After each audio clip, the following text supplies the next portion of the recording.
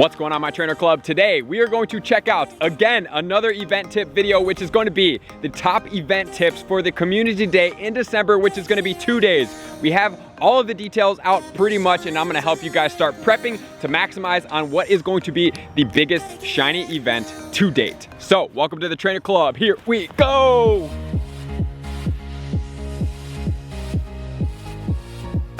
Welcome back, everybody. Let me know in the comments below, did you see the information? What do you think of the information if you did see it, and what are you most excited for? So there are some pros and cons to what has been released.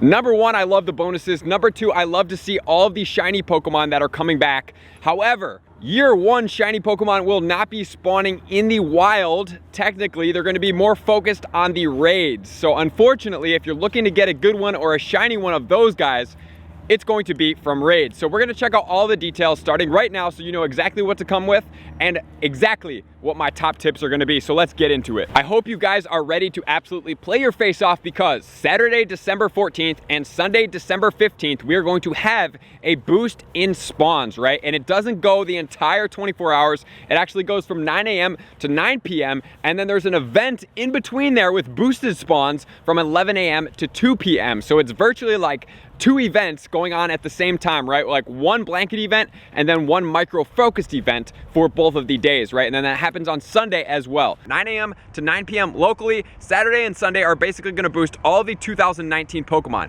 In the raids during those times, it is going to boost all of the 2018 Community Day Pokemon. Additionally, during that 9 to 9 window of 12 hours, we are going to have eggs that are going to hatch a certain select amount of Pokemon. So the Pokemon that are going to be spawning in the wild on both Saturday and Sunday from the 12-hour window are going to include Totodile, Swinub, Trico, Torchic, Mudkip, Ralts, Slackoth, Trapinch, Bagon, Turtwig, and Chimchar. So those guys are going to be spawning for the entire 12-hour window. And then in the raids, we can get the Bulbasaur, Charmander, Squirtle, Pikachu, Larvitar, Dratini, Mareep, Eevee, Chikorita, Cyndaquil, and Beldum, right? So that's what's going to be going on in there. And then as far as the egg hatches, we can hatch Bulbasaur, Charmander, Pikachu, Dratini, Totodile, Swinub, Mareep, Larvitar, Trico, Torchic, Slackoth, and Bagon. So that's going to be unanimous for both of the days. And then the micro events. On Saturday, it's going to be different than Sunday. Saturday's event is going to include Totodile, Swinub, Trico, Torchic, Slackoth, and Bagon. So those are going to be the Pokemon. And then also during this 3-hour window, we're going to get an increase in some bonuses, which are going to include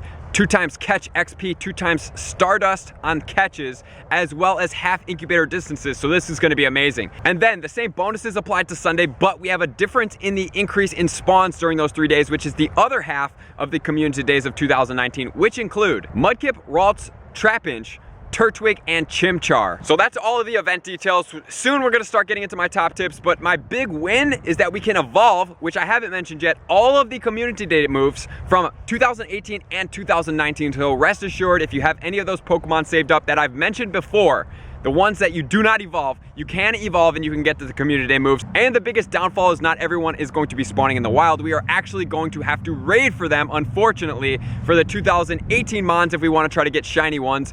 Or some of them are going to be in the eggs as well, right? So they did a pretty good job. I just wish that all of them would have been. But honestly, last year when it was the 3-hour window and everyone was spawning at the same time, it was kind of like way too broken up and it wasn't the best advantage. So this is what we're doing, guys. It's going to be the best shiny day of the year because there's so much. I can't wait. I'm actually going to be in California for this one. So if you guys are in the Los Angeles area, stay tuned to my Twitter. We're going to update you guys and come out for a meetup with all of us that are going to be out there, including Pokemon Master Holly and some others. So now we're going to get into my top tips, which is going to include tip number 1, which is going to be make sure to stack up right now on any of the Pokemon that you absolutely must have, right? So here's my thing. Not only do you want to have these Pokemon, like, yeah, it's cool to have the shinies for the exclusivity and have the moveset, but the most important thing is to have the functionality of these Pokemon, right?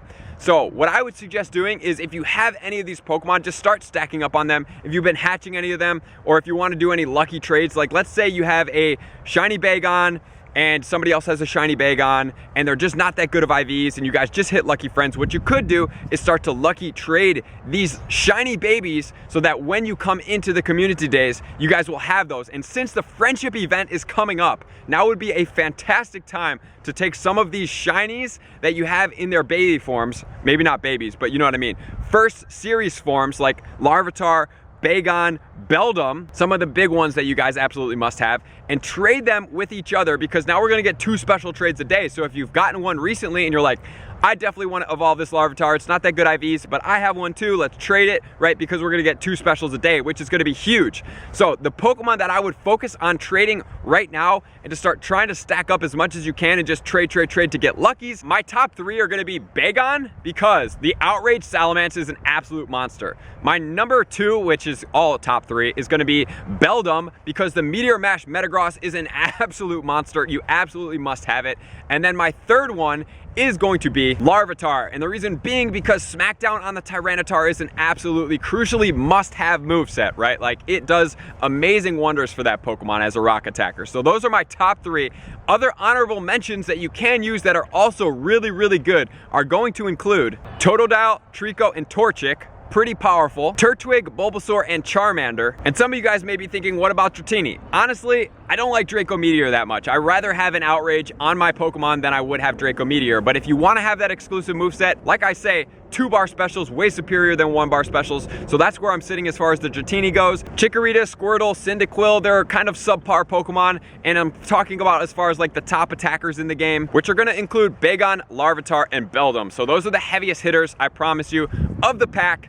But the other ones are good as well, right? So you want to try to get as many as you can, get high quality ones, and stack up. And then if we're going to look at PvP, guys, I just want to put this in here for all you PvP heroes out there. So Swampert with the Hydro Cannon actually comes into number 5 overall for the PvP ranked Pokemon, right? And if we're gonna go down just a little bit more, we can check out the Meganium, which is gonna be Vine Whip Frenzy Plant, which is a community day moves, as well as the Venusaur, which is going to be Vine Whip Frenzy Plant at 16 and 18. So those are great ones. And then also for this, we also have Blastoise, which is gonna be Water Gun and Hydro Cannon, which is a community day moves. And then we have the Umbreon with Snarl, Foul Play, and Last Resort, which is going to be another community day Pokemon. And then if we go down to 36, rank 36 in the Great League, we have the Charizard, which is gonna have Fire Spin and Blast Burn, which is the community day move as well. So the first batch that I gave you guys are gonna be the meta attackers going for raiding, and the second batch is gonna be for the meta PvP type Pokemon. So those are the Pokemon that we wanna look out for that are going to be musts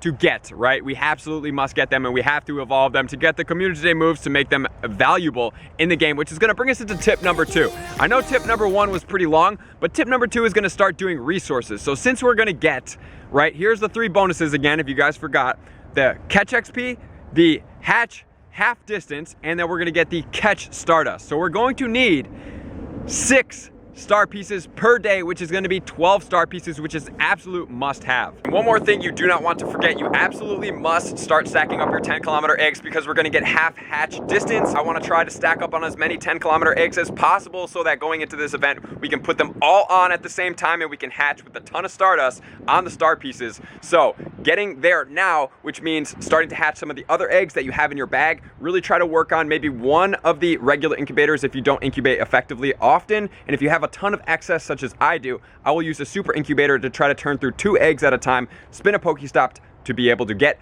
10-kilometer eggs, and you're just going to keep saving that up. And then also Adventure Sync, if you walk the 50 kilometers and have 2 open egg spots on Monday morning, you're going to get a 10-kilometer egg as well, which is a great way to do it because we have a few Mondays which we can save up on and hatch some of the rare pool Pokemon from those 10-kilometer eggs. I'm thinking that there might be a better Ultra Box, but the box right now is actually pretty lucrative because 1-for-1 raid passes is just about over the cap of where I would like to be, but it also includes 5 super incubators, which is 15 total egg hatches. It includes 3 incenses and 3 star pieces. So for overall bang for your buck, this is probably the best box we've seen in a little bit of a while, because most of the other boxes have had potions and max revives, something that we're not looking for, but this is going to give us some of the lucrative stuff that we actually need going forward. So I don't know if I would go gung-ho and stock up, but since you're going to go out for the Terrakion raids, right, and you're going to need some raid passes because it's a pretty beast Pokemon, we're going to look more into it as it comes up. You're going to need raid passes, so you might as well start stocking up on premium items, and I would say save up on these premium items.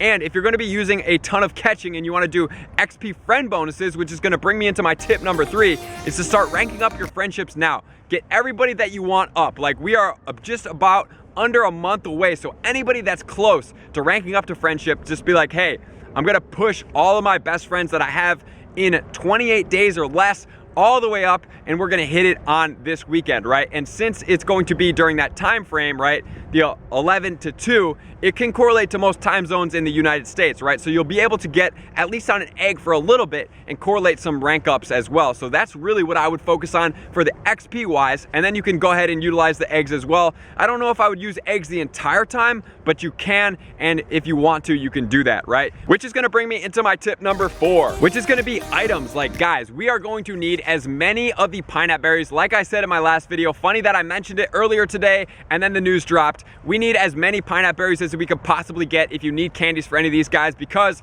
as we get into later generations, they're gonna get more and more extinct. We wanna maximize, we wanna have pineapple berries. I'm saying 200 plus pineapple berries. Ultra Balls, I would like you guys in a month to be around 400 to 500 Ultra Balls for the entire weekend, because we can throw that many in like 3 hours, right? So we're gonna need to really stock up, because we're gonna have to go for 2-3 hour windows, 2 days, right? So you absolutely must have this stocked up. And like I said, I would start leveraging, starting to delete some of the Great Balls out of your bag and start putting them towards Ultra Balls. So ideally when we get there, we would have a majority of our bag just stocked up on Ultra Balls. And even as we get even closer to the event, which I will put out another video to help us prep closer to the event with more micro focused things as the event goes, we're gonna start getting rid of some of our red balls as well and just start tumbling them into the Ultra Balls, which is basically like going out and spinning stops, deleting red balls, deleting great balls, and trying to siphon it into the Ultra Balls as much as we possibly can, because Ultra Balls are gonna make our days much quicker, much faster, something we truly wanna max out on. Which is gonna bring me to my tip number 5, which is going to be, number 1, make sure to drop in as many gyms as possible. You want to get your Pokemon in gyms once per day to get as many coins as possible, so that coming to this day, we're gonna have a plentiful of coins, and we're gonna have some stocked up so we can use the premium items if you're a free-to-play player. If you're a pay-to-play, you already know you're gonna be spending money, so that tip is still valuable for you because it adds more coins to your account. And then my other tip is gonna be, along with the friend gifts, not only do you wanna be ranking your friends up to maximize on the XP if you need XP, you also wanna be working on getting the best friend bonuses for the lucky friends as much as possible, because coming to this community days, you wanna have a bunch saved up in case you want a lucky shiny Bagon with the outrage move, right? Because think about this, if we can only catch them in the wild, right, there's a good chance that most of them are gonna be bad IVs. Or if you already have them and you want to trade them, right? Like, so it's just best to go into this day to just have as many lucky friends as possible, which means you have to open 20 gifts per day. You have to send your 100 gifts per day, preferably. I know that's a lot of big tasks to ask, but going into this community day, it's going to be worth it. And then also, we want to interact and raid and trade and do whatever you can do with people in person, so you can go over 20 people per day, right? So that's the keys right now to start stacking up. Make sure to get out there. Make sure to do as much as you physically can right now. If you're going to consider that Ultra Box, now would probably be a good time maybe to at least buy one, so at least you get some premium items. And then you'll have incenses as well, because incense during those time frames are going to be great. I'm going to be maxing out on my items as much as I possibly can. And we absolutely must save the PvP Pokemon and the raid meta relevant Pokemon to get them in to the community day move. So if you guys have definitely checked out my videos and said wait before you evolve your rares, this is what I was talking about, because now's the time to take those rares, to take those shinies, trade them beforehand to make sure you get good quality shinies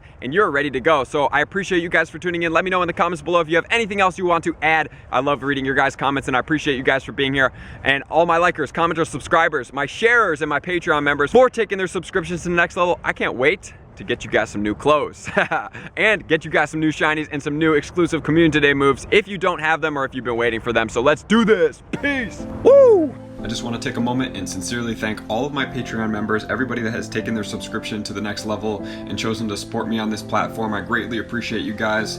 As a growing channel and really trying to grow and improve as much as I possibly can, I really appreciate the extra support. You guys mean the absolute world to me. I cannot wait to connect with you soon, and I appreciate you guys all for being a part of the Trainer Club.